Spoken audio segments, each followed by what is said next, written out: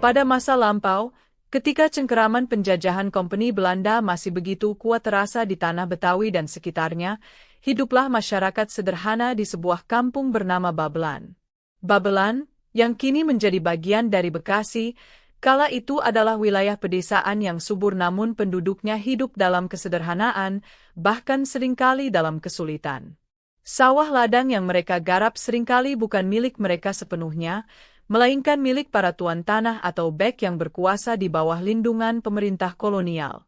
Kehidupan rakyat Babelan sehari-hari diwarnai dengan kerja keras mengolah tanah, bertani padi, atau mencari ikan di sungai. Namun, hasil jerih payah mereka seringkali tidak cukup untuk dinikmati sendiri. Berbagai macam pajak dan pungutan diberlakukan oleh kompeni dan para tuan tanah. Pajak hasil bumi, pajak kepala, dan berbagai pungutan lainnya terasa mencekik leher rakyat kecil yang sudah hidup pas-pasan. Keterlambatan membayar pajak bisa berakibat penyitaan harta benda atau bahkan hukuman fisik. Selain tekanan ekonomi, kesewenang-wenangan juga kerap terjadi. Para centeng atau kaki tangan tuan tanah sering bertindak kasar, merampas hasil panen dengan dalih setoran yang kurang, atau bahkan mengganggu ketentraman kampung. Aparat kompeni pun lebih sering berpihak pada para penguasa lokal dan tuan tanah daripada membela kepentingan rakyat jelata. Rasa takut, ketidakberdayaan, dan ketidakadilan menjadi bagian dari udara yang dihirup penduduk Babelan setiap hari. Dalam suasana yang penuh tekanan dan ketidakpastian inilah, bibit-bibit perlawanan seringkali muncul dalam bentuk ketidakpuasan yang terpendam. Rakyat merindukan sosok yang berani menyuarakan penderitaan mereka, sosok yang mau dan mampu membela hak-hak mereka yang terinjak-injak. Kerinduan akan keadilan dan kebebasan membara dalam diam di hati sebagian besar penduduk Babelan. Di tengah kondisi masyarakat yang demikian, di sebuah sudut kampung Babelan, tumbuhlah seorang anak laki-laki yang kelak akan menjadi harapan bagi kaumnya. Ia lahir dan dibesarkan dalam keprihatinan yang sama, menyaksikan langsung bagaimana orang tua dan tetangganya berjuang keras hanya untuk bertahan hidup di bawah bayang-bayang penindasan yang seolah tiada akhir. Anak laki-laki itu bernama Tolo. Ia tumbuh seperti anak-anak kampung Babelan lainnya, bermain di pematang sawah, membantu orang tua bekerja, dan merasakan kerasnya kehidupan di bawah penjajahan. Namun, sejak kecil Tolo menunjukkan sifat-sifat yang berbeda. Ia memiliki tubuh yang tegap dan kuat, sorot matanya tajam menunjukkan keberanian, dan hatinya dipenuhi rasa peduli yang mendalam terhadap sesama, terutama mereka yang lemah dan tertindas. Tolo menyaksikan dengan mata kepalanya sendiri bagaimana para centeng tuan tanah memeras keringat ayahnya, bagaimana tetangganya menangis karena hasil panennya dirampas, bagaimana kesewenang-wenangan merajalela tanpa ada yang berani melawan secara terbuka. Semua pemandangan itu menempa jiwanya, menumbuhkan benih-benih kebencian terhadap ketidakadilan dan keinginan kuat untuk melakukan perubahan, betapapun kecilnya.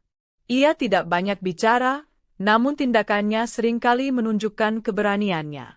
Jika ada teman sepermainannya yang diganggu oleh anak yang lebih besar atau lebih kuat, Tolo seringkali maju membela tanpa rasa takut. Ia tidak tahan melihat orang lain diperlakukan semena-mena.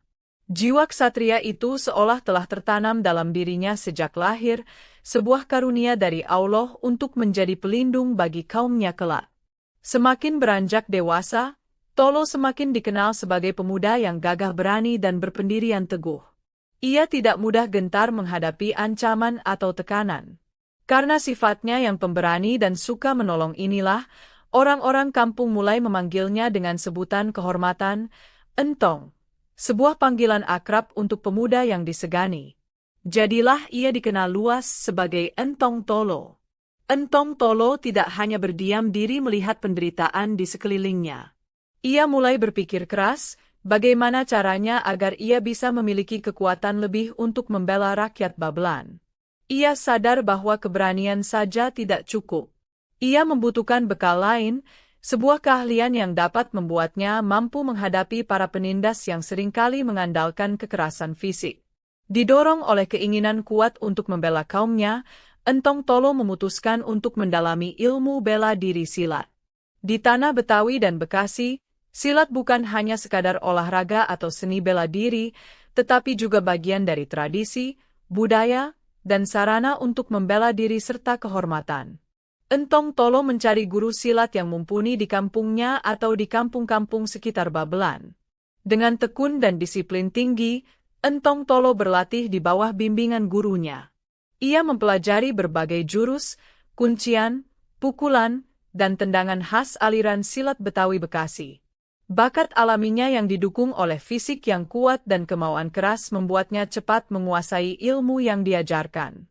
Gerakannya lincah namun kokoh, serangannya cepat dan bertenaga, pertahanannya sulit ditembus. Latihan silat tidak hanya menempa fisiknya, tetapi juga membentuk mental dan spiritualnya. Ia diajarkan untuk menggunakan ilmu silat bukan untuk kesombongan atau gagah-gagahan, melainkan untuk membela kebenaran, melindungi yang lemah, dan menjaga kehormatan diri serta kampung halaman. Filosofi silat yang luhur meresap dalam jiwanya, memperkuat tekadnya untuk menjadi pembela rakyat Babelan. Setelah bertahun-tahun berlatih dengan tekun, Entong Tolo tumbuh menjadi seorang pesilat yang tangguh dan disegani. Keahliannya dalam memainkan jurus-jurus silat sudah tidak diragukan lagi. Namun, ia tetap rendah hati dan tidak pernah memamerkan kemampuannya kecuali jika terpaksa. Ia menyimpan ilmunya baik-baik, siap digunakan kapan saja jika ada panggilan untuk membela keadilan. Jiwa pembelanya semakin terlihat nyata. Ia seringkali menjadi penengah jika ada perselisihan antar warga, memberikan nasihat yang bijaksana, dan tidak segan turun tangan jika melihat ada tindakan kesewenang-wenangan terjadi di depan matanya.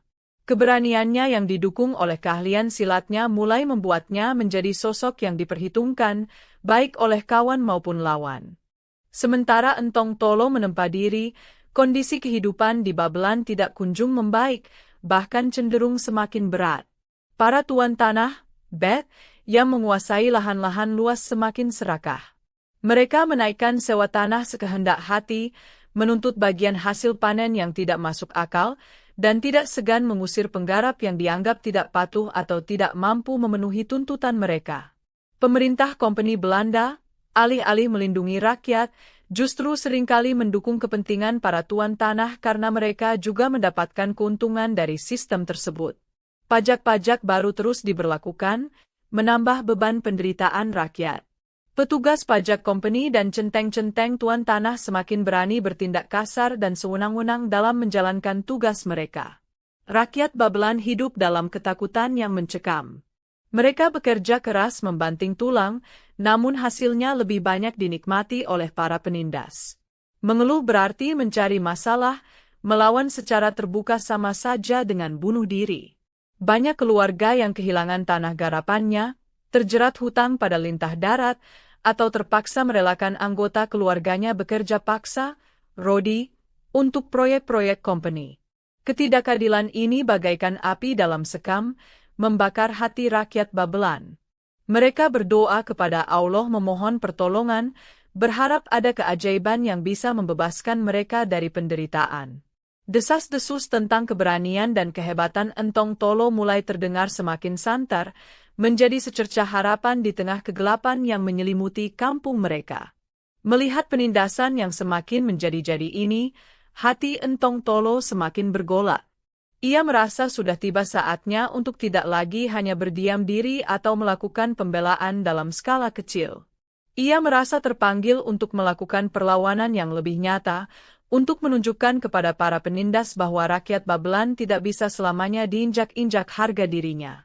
Dipicu oleh rasa keadilan yang meluap dan tidak tahan lagi melihat penderitaan sesama, Entong Tolo mulai melakukan aksi perlawanan yang lebih berani.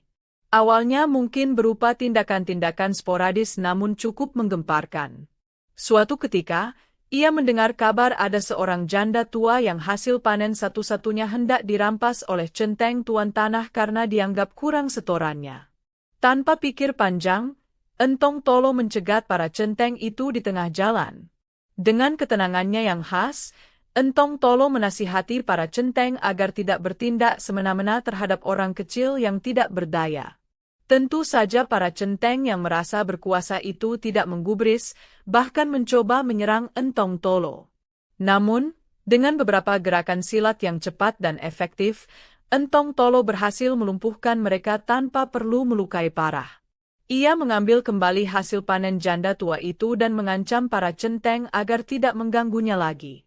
Di lain waktu, ia menghadang petugas pajak company yang hendak menyita kerbau milik seorang petani miskin. Ia beradu argumen dengan petugas tersebut, menunjukkan ketidakadilan dalam sistem pajak yang diterapkan. Ketika petugas itu mencoba menangkapnya, Entong Tolo dengan gesit menghindar dan melarikan diri, meninggalkan petugas yang marah namun tak berdaya mengejarnya. Aksi-aksinya ini cepat menyebar dari mulut ke mulut. Entong Tolo juga seringkali secara diam-diam membantu warga yang kesulitan. Jika ia mendengar ada keluarga yang tidak bisa makan, ia akan mencari cara untuk memberikan bantuan, terkadang dengan mengambil sebagian upeti yang seharusnya disetor ke tuan tanah atau company dan membagikannya kepada yang membutuhkan. Ia menjadi sosok Robin Hood bagi masyarakat Babelan. Aksi-aksi perlawanan awal ini, meskipun belum berskala besar, berhasil membangkitkan semangat dan harapan di kalangan rakyat Babelan. Mereka melihat ada sosok pemberani yang mau membela mereka. Namun di saat yang sama, tindakan Entong Tolo ini mulai menarik perhatian serius dari pihak tuan tanah dan company. Namanya mulai dicatat sebagai pengacau keamanan yang harus segera ditindak. Semakin sering Entong Tolo melakukan aksi pembelaan terhadap rakyat, semakin geram pula pihak tuan tanah dan company Belanda. Mereka melihat Entong Tolo sebagai ancaman serius terhadap kekuasaan dan sistem eksploitasi yang telah mereka bangun. Ia dianggap sebagai pemberontak, pengacau, dan perampok yang harus segera ditangkap, hidup atau mati. Perintah penangkapan pun dikeluarkan, dan Entong Tolo resmi menjadi buronan. Para centeng tuan tanah dan serdadu company dikerahkan untuk memburu Entong Tolo. Mereka menyisir kampung-kampung, menginterogasi warga, dan memasang mata-mata. Hadiah besar dijanjikan bagi siapa saja yang berhasil menangkap atau memberikan informasi mengenai keberadaan Entong Tolo. Suasana di Babelan menjadi semakin tegang. Rumah-rumah digeledah, dan warga yang dicurigai membantunya seringkali mendapatkan perlakuan kasar. Namun, bagi sebagian besar rakyat Babelan, status buronan Entong Tolo justru semakin mengukuhkan posisinya sebagai pahlawan. Mereka melihatnya sebagai simbol perlawanan terhadap ketidakadilan, sosok yang berani mempertaruhkan nyawanya demi membela hak-hak mereka. Mereka melindunginya dengan cara mereka sendiri, memberikan informasi palsu kepada para pengejar, menyembunyikannya ketika ia dalam bahaya, dan mendoakan keselamatannya. Entong Tolo hidup berpindah-pindah dari satu tempat persembunyian ke tempat lain. Ia memanfaatkan pengetahuannya tentang seluk-beluk alam Babelan, rawa-rawa, hutan-hutan kecil, dan jaringan rumah penduduk yang bersimpati padanya. Ia bergerak seperti bayangan, muncul tiba-tiba untuk membantu yang membutuhkan, lalu menghilang lagi sebelum para pengejarnya tiba. Keberaniannya justru semakin membara dalam pelarian. Status ganda sebagai buronan dan pahlawan ini membuat legenda Entong Tolo semakin hidup. Di satu sisi, ia adalah ancaman yang paling ditakuti oleh para penguasa. Di sisi lain, ia adalah harapan dan pelindung bagi rakyat jelata. Kisah keberaniannya diceritakan turun-temurun, menjadi inspirasi dan penguat semangat di tengah kerasnya kehidupan di bawah penjajahan. Dalam masa pelariannya sebagai buronan, banyak kisah legendaris tentang pertarungan Entong Tolo melawan para pengejarnya. Konon, ia pernah dikepung oleh puluhan serdadu company dan centeng di sebuah persawahan. Namun, dengan kelihayan silatnya yang luar biasa dan keberaniannya yang tanpa tanding, ia berhasil meloloskan diri setelah melumpuhkan banyak lawannya. Gerakannya begitu cepat seolah ia memiliki ilmu meringankan tubuh. Ada pula cerita yang menyebutkan bahwa Entong Tolo memiliki semacam kesaktian atau ilmu batin. Beberapa orang percaya bahwa ia kebal terhadap senjata tajam atau bahkan peluru. Pernah suatu kali ia ditembaki dari jarak dekat oleh serdadu company, namun peluru itu seolah tidak mampu menembus kulitnya. Cerita-cerita seperti ini, meskipun sulit dibuktikan kebenarannya, semakin menambah aura kehebatan dan legenda Entong Tolo di mata rakyat. Ia tidak pernah gentar menghadapi lawan, seberapapun jumlah atau kekuatannya. Prinsipnya adalah membela yang benar dan melawan yang zalim. Ia seringkali muncul di saat yang tidak terduga untuk menggagalkan rencana jahat para tuan tanah atau menyelamatkan warga dari tindakan sewenang-wenang. Setiap pertarungan yang ia menangkan semakin menaikkan pamornya sebagai jawara pembela rakyat. Salah satu pertarungan yang paling dikenang adalah ketika ia seorang diri menghadapi Bek yang paling kejam di wilayah itu beserta para centengnya. Sang Bek dikenal lalim dan tidak segan menyiksa rakyat. Entong Tolo menantangnya secara terbuka, membela hak para petani yang tanahnya dirampas. Terjadilah pertarungan sengit. Meskipun dikeroyok, Entong Tolo berhasil mengalahkan para centeng dan membuat Sang Bek lari ketakutan. Sejak saat itu, Sang Bek tidak berani lagi bertindak terlalu semena-mena. Kisah-kisah keberanian ini menjadi bukti nyata semangat juang Entong Tolo.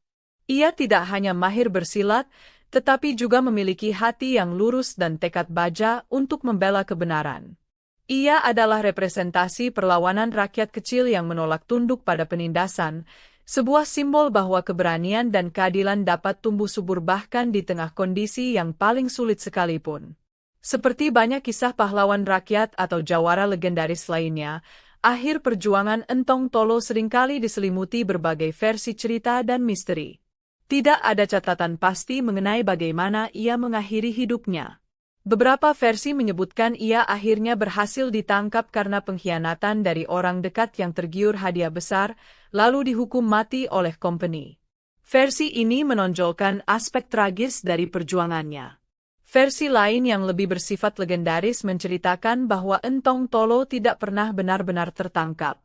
Dalam sebuah pertarungan terakhir yang sangat sengit melawan pasukan company yang mengepungnya, ketika ia dalam kondisi terdesak, ia menghilang secara gaib, moksa, di tengah lebatnya hutan atau rawa-rawa Babelan. Ia diyakini tidak wafat, melainkan diangkat oleh Allah karena kesucian niat dan perjuangannya membela kaum tertindas. Apapun versi akhir kisahnya, warisan semangat perjuangan Entong Tolo tetap hidup di hati masyarakat Babelan dan Bekasi. Ia dikenang sebagai pahlawan rakyat sejati, simbol keberanian melawan penindasan dan ketidakadilan. Namanya menjadi legenda yang diceritakan turun-temurun, menginspirasi generasi berikutnya untuk tidak takut membela kebenaran dan hak-hak mereka. Kisahnya adalah pengingat bahwa dari rahim rakyat biasalah lahir para pembela sejati. Legenda Entong Tolo mengajarkan nilai-nilai luhur seperti keberanian, kepedulian terhadap sesama, pentingnya membela kaum yang lemah, dan kegigihan dalam memperjuangkan keadilan meskipun menghadapi kekuatan yang jauh lebih besar. Kisahnya juga menjadi cermin bahwa penindasan dan kesewenang-wenangan pada akhirnya akan melahirkan perlawanan. Semangat Entong Tolo adalah semangat mencari kebenaran dan ridho Allah melalui tindakan nyata membela sesama manusia. Demikianlah kisah ini diceritakan, segala kebenaran detailnya kita kembalikan kepada Allah, Tuhan yang Maha Kuasa.